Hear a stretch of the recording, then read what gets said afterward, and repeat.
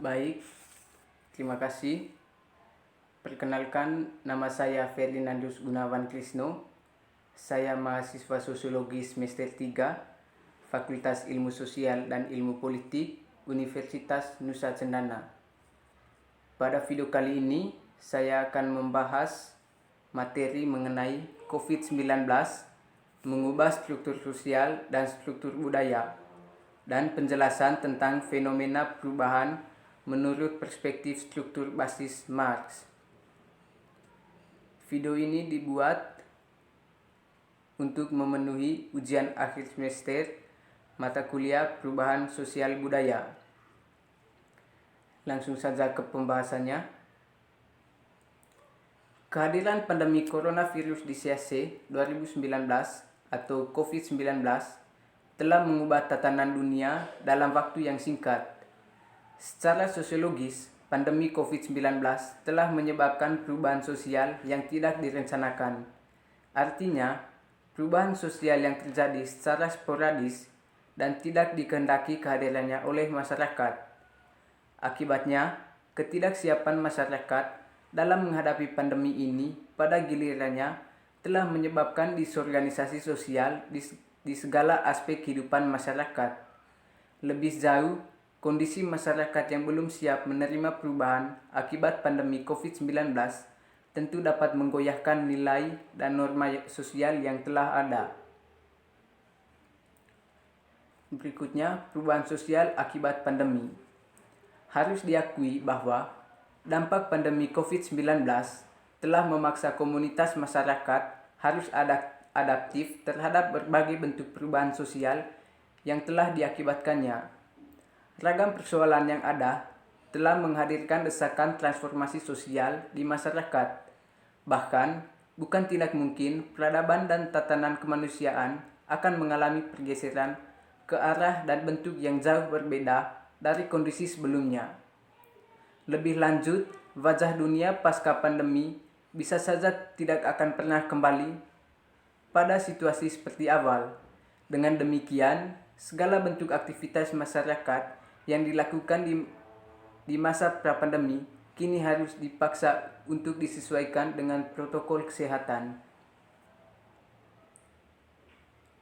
Ini bukan persoalan yang sederhana, sebab pandemi COVID-19 telah menginfeksi seluruh aspek tatanan kehidupan masyarakat yang selama ini telah tergeneralisasi secara terlembaga melalui rutinitas yang dikelola dan berulang. Ke depan, masyarakat justru akan dihadapkan pada situasi perubahan yang tidak pernah dibayangkan sebelumnya. Sejumlah tata nilai dan kebiasaan lama harus ditata ulang dan direproduksi kembali untuk menghasilkan sistem sosial yang baru. Munculnya tata aturan yang baru tersebut kemudian salah satunya ditandai dengan adanya himbauan dari pemerintah untuk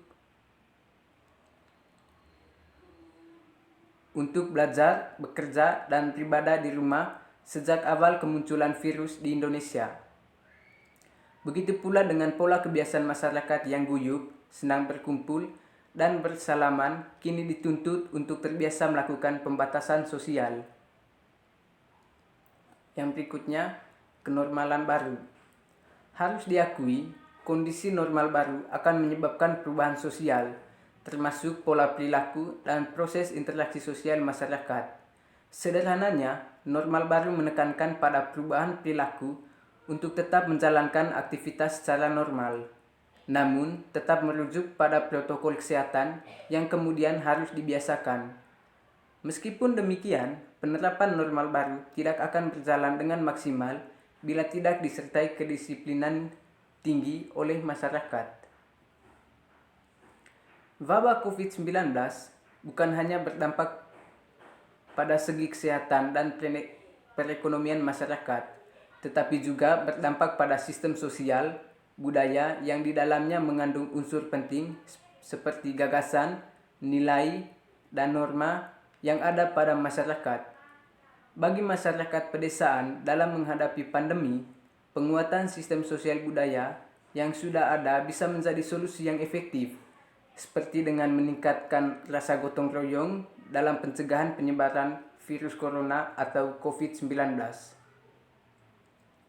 Yang berikutnya, perubahan struktur sosial dan struktur budaya di tengah COVID-19 menurut perspektif struktur basis Marx. Pandemi sebagai pendorong perubahan menggunakan kerangka teori perubahan sosial Karl Marx dalam buku On Society and Social Change. Marx membagi struktur sosial masyarakat ke dalam dua struktur, yaitu struktur dasar, basic struktur, berupa cara dan alat produksi persoalan ekonomi, dan suprastruktur terdiri dari realitas abstrak, yaitu kesadaran dan realitas terinstitusional seperti agama, keluarga, politik, hukum, budaya, dan lain-lain.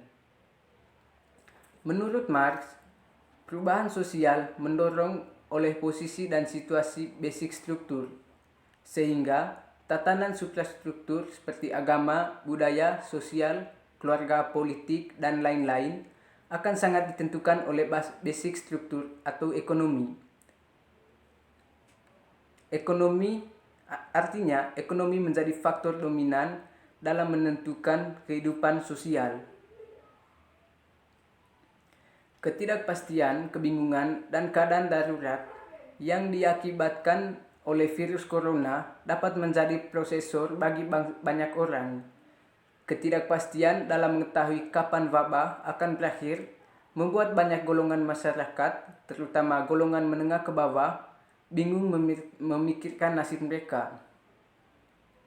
Ketakutan akan kematian merupakan konflik psikologis dasar pada manusia, dan sesuai dengan teori manajemen teror, ketakutan akan kematian yang tidak pasti datangnya membuat manusia melakukan berbagai hal untuk mempertahankan kehidupannya. Adanya COVID-19 tentu membuat teror yang dirasakan semakin intens. Tentunya ada beberapa hal positif dan negatif yang dilakukan orang-orang untuk bertahan hidup. Berbagai anggapan tentang pandemi COVID-19. Ada orang-orang yang menganggap bencana pandemi COVID-19 ini nyata. Oleh karenanya, mereka berhati-hati. Kalau terpaksa keluar rumah, mereka akan keluar rumah. Kalau tidak terpaksa, lebih baik di rumah. Menjaga kebersihan secara ekstra dibanding kebiasaan sebelum-sebelumnya. Ada orang-orang yang menganggap bencana pandemi COVID-19 ini setengah tidak nyata. Mereka abai dengan semua kehati-hatian untuk menghindari penyebaran virus. Antara percaya dan tidak percaya bahwa virus itu ada, atau tahu bahwa virus itu ada, tetapi mereka merasa dirinya kebal. Orang-orang yang menganggap bencana pandemi COVID-19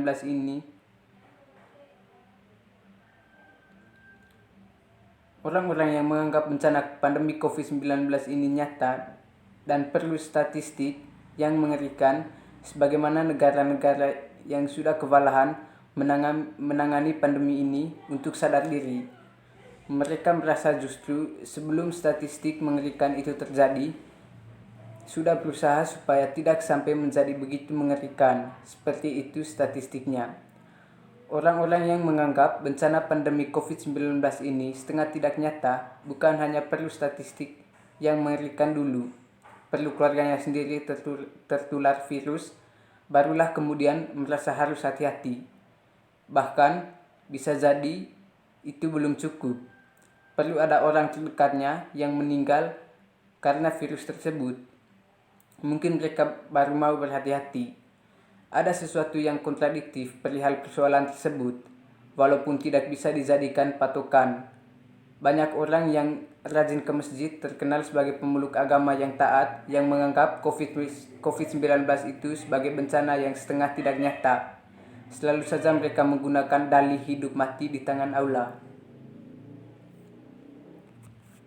Di dalam mengurangi terjadinya penyebaran, pemerintah mempunyai inisiatif untuk memperlakukan sistem PSBB, pembatasan sosial berskala besar, dan menghimbau masyarakat untuk melakukan social distancing atau membatasi interaksi sosial. Basis menurut Marx adalah ekonomi dan substruktur adalah politik, budaya, hukum sosial, dan lain-lain. Marx berpendapat bahwa ekonomi adalah dasar dari sub-sub sistem yang ada. Ekonomi menjadi dasar dari apa yang akan terbentuk atau terlihat di subsistem politik, subsistem budaya, subsistem hukum, dan subsistem sosial. Baik, terima kasih. Itu saja penjelasan saya pada video kali ini. Mohon maaf atas kesalahan atau kekurangan materi yang saya bahas. Semoga video ini dapat menambah wawasan bagi teman-teman yang menonton. Terima kasih.